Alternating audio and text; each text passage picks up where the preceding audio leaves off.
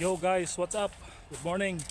So karon nga adlaw guys, mato ko sa bumbahan ng tubig kay magkabo ko kay grabe na mong tira kay nag welding dito sa fabrication. Mato ko bomba nga sobra na 50 anyos so ni ka dugay. So ato ko dito magkabo. So dinhi ko moagi, mo ni makita na ko diri pag moagi ko diri guys. So ano yung mga kabaw baka. Nami agyanan dito pero mas init dito, mas mining nata sa kasagbutan kay video presko ra. Bantay lang ta diri kay basig na ihas. Daghan na ba kuno halas diri? Abanakon og kubra. Oh, kita nang palibot oh. Tuwa dito ang bumbahanan sa tubig guys. So katong gamay niyo nakita.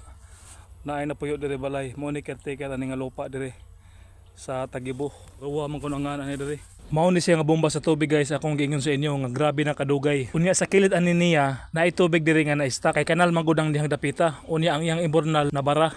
Matod pa ni Tiya Pising kana nakita ninyo nga naglaba diha. Kini kunong tubiga, dugay na kuno ni kaayo kay niadto pa ning daga pa siya ug karon naa na siya anak nga 40 anyos. Kung kamo ang pangutan-on guys, moinom ba mo ani? Pero kung ako'y patubagon, moinom ko kaysa mamatay ko sa uhaw.